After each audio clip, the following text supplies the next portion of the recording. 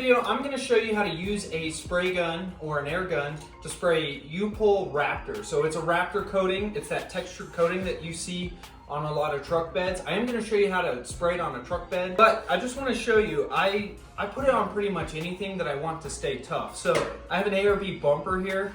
Looks brand new. I sanded it down, sprayed it with U-POL. These are rock sliders for my FJ Cruiser. Same type of thing, sprayed it with Raptor. So watch the prep in this video. I'll show you how to prep it, how to mix everything, and how to spray it.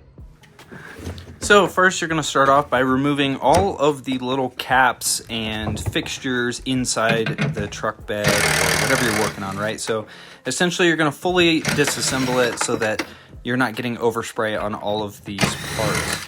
So in this case, this is a 2017 Raptor pickup, and there's all these mounting points that I'm just going to remove, get them out of the way, both for prep and for when I spray. So your next step is to prep the bed. So I start off by cleaning the entire bed with Dawn dish soap, and then I use a Mr. Clean degreaser. That's the yellow degreaser in a spray bottle. I spray the whole thing down, power wash it out, make sure there's no sap, debris, anything like that in there.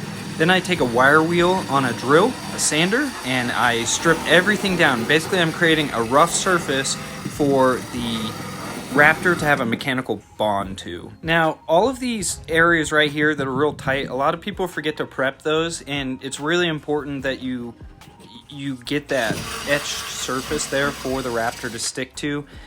This is a high contact area on this wheel well, and then the back of the truck as well. So you want to be very careful. Make sure you're focusing on these areas, these high points here where cargo and things get slid across the truck bed. You want to make sure they're etched really, really well so that Raptor has something to stick to.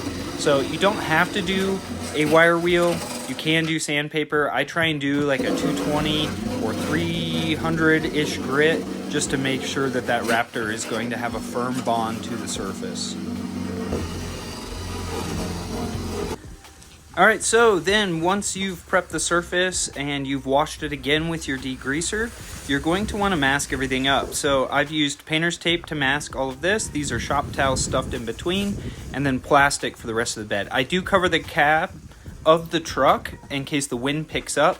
That way, you know, this stuff's pretty nasty and it sticks really well once you mix the hardener in. So I would say to cover more than you think you need to cover just to be safe. So when you're ready to actually spray, you want to take your actual Raptor coating. So if you buy the kit, there's 4 of these bottles in there. You want to shake it up really, really well. So this is the actual coating, and then this is the hardener. So the way the hardener works is you put it in this mixing cup, and you fill it up to the line, and then you add it into the Raptor bottle. You shake it up to mix them, and then the activation process actually starts for the coating. So you have a very limited amount of time once you mix the two. So you want to make sure you do this right when you're ready to spray, and that you're not letting it sit for 20 or 30 minutes before you spray, because it'll start to harden inside the bottle and you'll have issues with your gun clogging. Here's that line on the cup, and it says fill line on it. That's where you want to fill your hardener up to.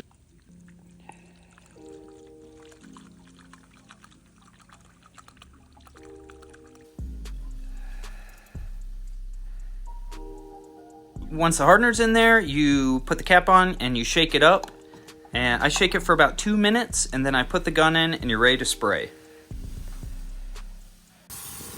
Now for truck beds or any other surface that's going to see a lot of action, I like to spray 3 coats. So I start off with one semi-thin coat, and it's basically to create a tack coat for the rest of the coating.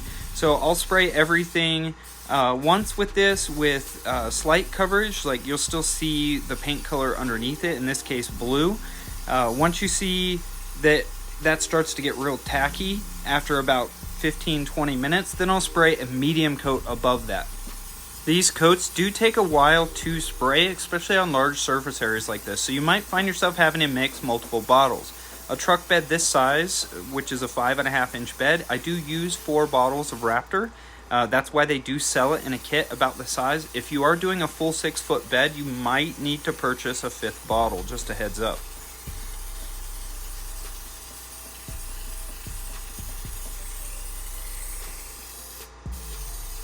Your middle coat or your second coat is going to be fairly thick. So that's the coating that you want full coverage on the surface you're trying to paint. Your third coat, that's the one that actually creates this beautiful texture. So if you want this fine texture on your third coat just like this, you actually want to spray from a distance of about 12 inches. If you spray any closer than that, what's going to happen is it's going to create a real thick, almost glossy coat. It won't have the same level of texture. The clumps will be closer together and be really smooth. So what this means for you is you kind of have options as far as the coating goes. If you spray further back, like a dust coating as I call it, you'll end up with that nice texture. If you want a smoother surface, you spray closer and you spend more time dragging the gun across the surface. You don't want to get full coverage on that final coating. Remember, you did that on your second coat. You actually covered the painted surface to where you couldn't see the original color anymore. That third coating is literally just there to create a texture. All right, so here's the truck bed all finished. I did make a couple of mistakes. You can see where I didn't mask it well enough in the gap. However, I did get the texture I wanted on this truck. And it looks like this coating came out good. It hardened well. I did let it sit for about 4 hours in the sun after spraying it, and I made sure I didn't do it on a rainy day just so it had a full chance to cure. I did pop all the little caps back in. I put it all back together, and the coating came out nice and consistent. Hey, thanks for watching the video today. Subscribe to the channel. Hope you learned something new. If I did something wrong, let me know in the comments.